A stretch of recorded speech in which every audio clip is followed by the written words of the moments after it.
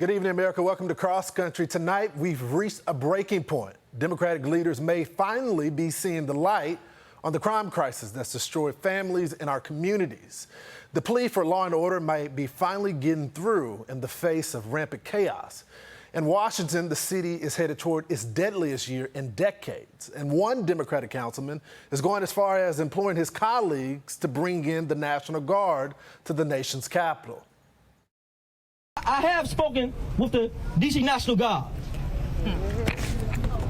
And while I have to have more conversations with the chief of police, which I have today, and the mayor and my colleagues, we have a long way to get there.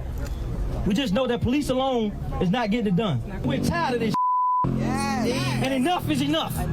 But we cannot forget it took us 3 years to get here. 3 years of unnecessary suffering, all triggered by the defund the police push back in the summer of 2020. Defunding the police has to happen. We need to defund the police. Yes, I support the defund movement. Talking about the reduction of our NYPD budget and defunding a $6 billion NYPD budget. Not only do we need to defund, but we need to dismantle and start anew. Many cities in America, over 1/3 of their city budget goes to police. So we have to have this conversation. What are we doing? We cannot forget it was this movement that fueled the rise of progressive prosecutors, people like Chesa Boudin or George Gascon. Some have since faced recalls and even resigned as outrage mounts over policies that value criminals over victims. But many cities are still trapped within the grips of prosecutors and leaders whose actions only embolden criminals to break the law with no fear of punishment. We still see headline after headline showing the extent of the damage caused by this wave of radical reform. So is this the wake-up call? For the last 3 years, Democrats haven't been listening to their constituents. Maybe it's time to at least listen to your colleague. There's a spirit of anarchy and lawlessness rampant throughout our community. And if you haven't seen it, then you've simply been in the house with your TV off and your ears locked. Here now, Fox News contributor Sara Carter and Antonia Okafor with Gun Owners of America. Ladies, thanks so much for joining the program. Sara, we've been crying out for help. The community has been crying out for help. Now you got Democratic leaders finally saying, we have reached our breaking point. Is this where we're going to start to see the change?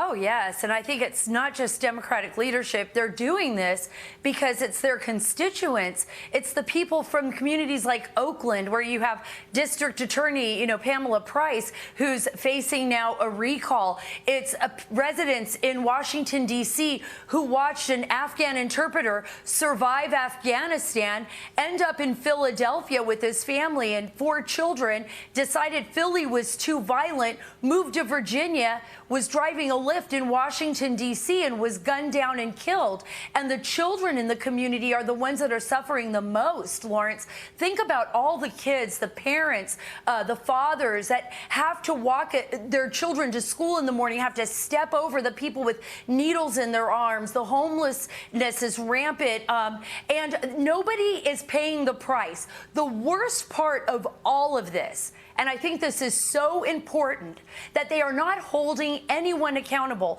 for the crimes that are being committed. So people are starting to wake up. NAACP woke up in Oakland just this past week, sent a letter saying we need a state of emergency here in Oakland because our children are dying. Washington, D.C., and I can agree with the councilman, we have got to call in the National Guard.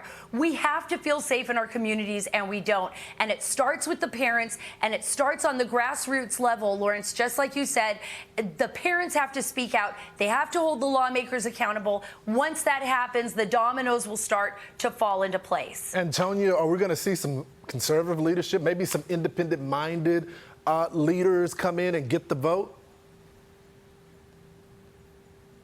Well, I hope we do. I hope we finally see people who finally realize that, of course, we're talking about a particularly violent crime, which, regardless of what side you're on, left, right, everyone can agree that it comes to violent crime, that we shouldn't be so haphazard of allowing people, particularly violent criminals, to be on the streets. And of course, when going back to this defund the police movement, it's gone too far, and people have said enough is enough. And that's why, regardless of what side you're on, we're seeing particularly African Americans stand up and and say enough is enough. And we don't support the defunding of the police. We don't support these things. And in fact, even so much so to go as far as to say, I'm going to protect myself and I'm going to protect my community with the gun laws that are going to be helpful and beneficial to me. Well, someone that disagrees with you, Antonia, is the Vice President, Kamala Harris. Sarah, look at what the Vice President had to say in Chicago. Let's watch.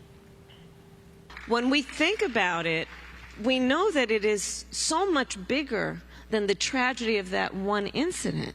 Leaders here rightly characterize this as a crisis that requires leadership because the solutions don't require, by the way, a whole lot of creativity. How you're thinking about this issue right now in this moment? Vote.gov.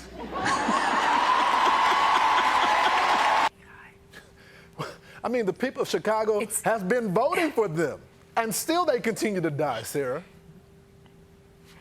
Let me tell you, the people of Chicago that are voting for these losers, for these disconnected lawmakers who have no compassion for what is happening in these communities, when you see children suffering and dying, and you see mothers crying at the funerals of their children and wondering what's going on, the people that are voting for them overall are the wealthy, urban white, want to fit in groups. These are not about the people that are from the communities that know what is happening within their own communities. These are separate people. These are the Barbara Streisands, with the big walls around their houses, the Nancy Pelosi's, the people that don't understand what it's like to walk to a grocery store to buy a gallon of milk to feed their child, that don't understand the rising cost of crime in their own lives. Not the people from these communities that I talk to every day when I travel across this country, Lawrence, who are frustrated and angry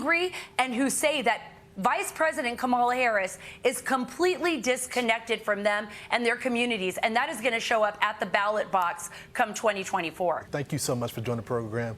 Hey, Sean Hannity here. Hey, click here to subscribe to Fox News YouTube page and catch our hottest interviews and most compelling analysis. You will not get it anywhere else.